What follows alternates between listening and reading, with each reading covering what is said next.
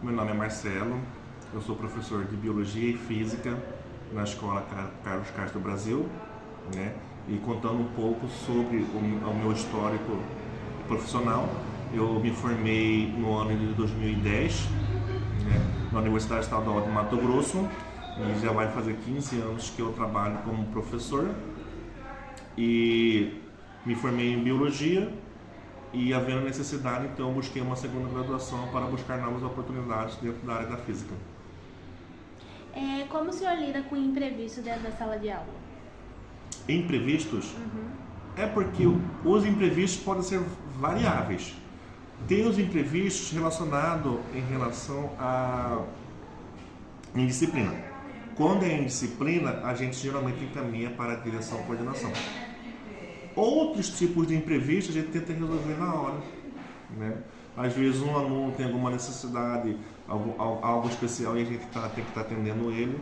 Ou em relação à dúvida dos alunos, porque hoje o aluno ele tem muita vergonha de perguntar e tirar dúvida. Então o professor ele tem que ter um olhar diferenciado para ver quando o aluno realmente está com dúvida e chegar ao aluno. É o que a gente fala hoje, que é o acolhimento. O acolhimento é você dar espaço para o aluno participar e não só o professor sendo o protagonista. Qual dica o senhor dá para os futuros acadêmicos?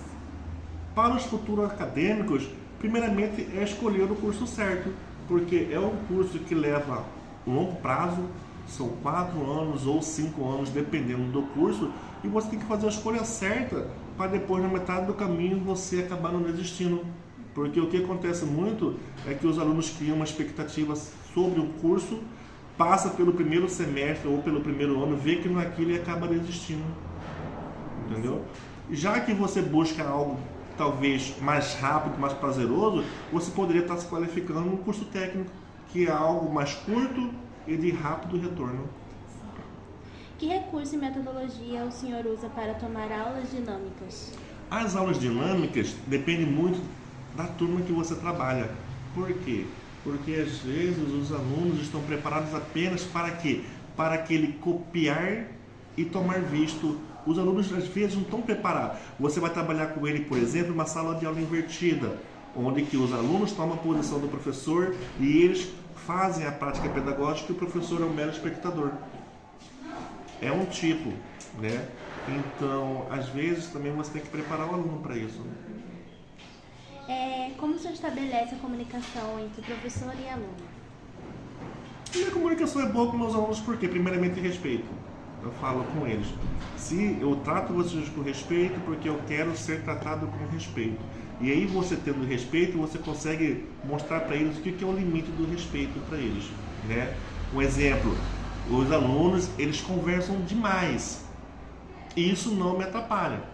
Eu só peço que eles não conversem durante a minha explicação. Por quê? Porque é um momento de a gente estar dialogando, então a conversa atrapalha. Então, nesse momento, os alunos só me interrompem se for para tirar dúvidas. Como o senhor planeja suas aulas? O planejamento nosso é um planejamento bimestral. Então, a gente pega a habilidade e ali a gente já vai descrevendo as ações que a gente vai executar durante o bimestre, né? E aí você verifica qual a metodologia mais adequada para cada tipo de habilidade. Por exemplo, eu estou trabalhando com meus alunos de primeiro ano cinemática escalar. É um conteúdo que envolve muita matemática, então eu elaborei uma lista de exercícios para que eles estejam praticando em casa. O senhor incentiva os alunos a se tornar professores? Qualquer tipo de profissão. Como eu falei para você, eu falo para eles, gente, quando você se formar do terceiro ano, tem 2 escolhas. Aquelas pessoas que saem bem qualificadas, elas conseguem ainda escolher o que elas querem fazer para a vida delas. Aquelas pessoas que saem sem qualificação nenhuma, às vezes, eles acabam pegando o que sobra para eles, infelizmente. Então, por isso que eu falo para eles, tem que dar valor à educação. Hoje, tudo que eu tenho é graças à educação. Foi? Não. Acha em relação aos alunos saírem do ensino médio e entrar numa área da faculdade? O que o senhor pode falar mais? É porque o ensino médio é uma etapa intermediária do processo de aprendizagem. O ensino médio ele vai aprender sobre diversas áreas do conhecimento e ali, quem sabe, ele tomar gosto por alguma área e aí sim ele se qualificar dentro dessa área, né, que ele escolher já no ensino médio. É por isso que a escola, até pouco tempo atrás, existia o projeto de vida. Esse projeto de vida, o aluno ele já diz o que ele quer ser quando sair do ensino médio. Então a escola já trabalha em cima do projeto de vida dele para direcionar ele para a escolha dele. Por exemplo, o aluno que quer ser militar de carreira, a escola já fala, para você se tornar um aluno militar de carreira, você tem que fazer as provas militares. Ou se você quer fazer, eu quero ser professor que nem o senhor, professor. E aí a gente já vai direcionar ele que ele terá que fazer um curso de licenciatura. Então, esse projeto de vida que era aplicado na escola, hoje não tem mais. Pelo menos eu não trabalho mais projeto de vida, né? Mas é essa orientação que se dá na disciplina de projeto de vida. Bom dia, eu me chamo Sabrina, sou professora da Rede Estadual de Ensino. Minha formação é em Ciências da Natureza, licenciatura pelo UFMS. Me formei há 11 anos. E no ano passado eu também fiz a minha formação, a minha graduação em licenciatura em Química. Tenho pós-graduação também em Tecnologias da Informação voltadas para a educação. Sou professora da Rede Estadual de Ensino há 10 anos. Já atuei tanto no ensino fundamental 2, como professora de ciências. Comecei dando aula de química no ensino médio. Também já dei aula nos projetos AJA, EJA e trabalhei no noturno. O planejamento das minhas aulas, ele é dividido em algumas etapas. Então, quando eu estou começando um conteúdo novo, eu não gosto de passar muito texto, né? Encher o quadro de texto, porque eu acho que fica uma aula muito desinteressante, fica muito maçante e cansativa para o aluno. Então, eu sempre tento fazer alguns resumos. Na biologia e na química também, nós conseguimos fazer resumos que vêm com algumas ilustrações e algumas representações, o que fica muito mais fácil para o aluno entender, né? Porque o conhecimento de biologia, principalmente, ele é muito visual. Então, não tem como você ensinar uma célula sem mostrar a célula, não tem como você ensinar sobre tecido sem mostrar o tecido.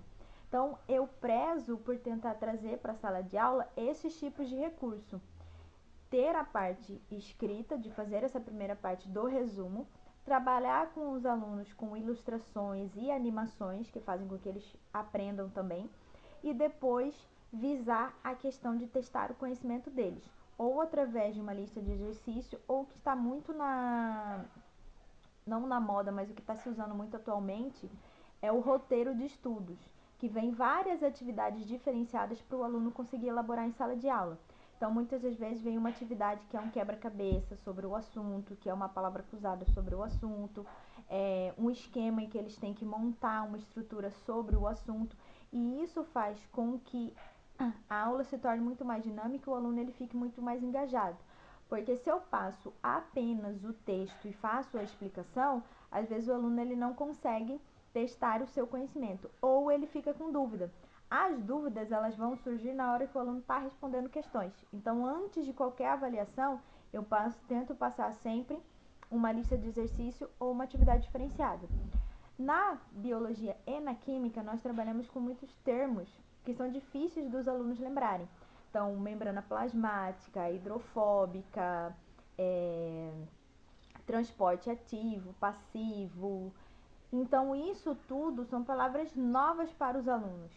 Quando eu já fiz a primeira aula, expliquei esse termo, nas próximas aulas, antes de iniciar qualquer conteúdo novo ou dar continuidade, eu sempre faço uma revisão. Crianças, o que é? O que era mesmo membrana plasmática? O que era mesmo hidrofóbica que a gente aprendeu a aula? Para ver se eles estão memorizando o significado daquele termo.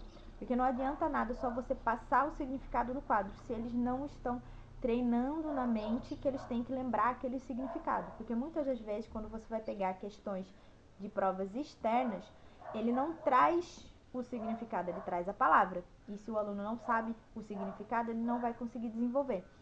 E aí eu sempre tento fazer essa atividade.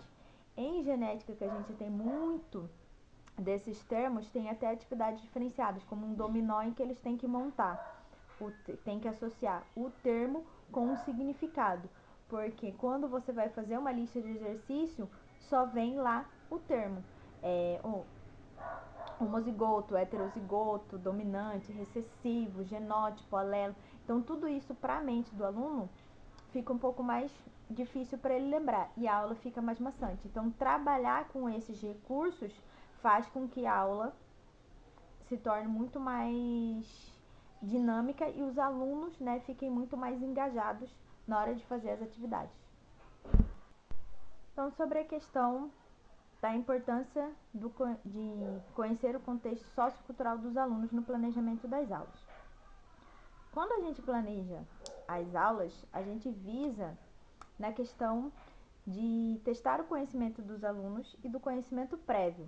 Então, muitas das vezes, principalmente alguns assuntos de biologia que eu já tive contato, quando a gente fala sobre plantas, sobre agricultura, saúde, que está envolvido dentro da biologia, muitas das vezes os alunos eles já vêm com esse conhecimento, muito daquilo que eles já lidaram com o dia a dia deles. Então, ter esse conhecimento só do contexto sociocultural dos alunos é importante para essa questão da troca do conhecimento prévio. Então, você já sabe que seu aluno vem com uma certa bagagem. Se você for falar sobre questões do Pantanal, questões de conservação do meio ambiente, rios, poluição, muitos alunos que vivem nessas áreas, eles trazem um conhecimento já e fazem com que a aula se torne mais dinâmica e muito mais atrativa para os demais colegas que conseguem participar na questão de troca de ideias e da questão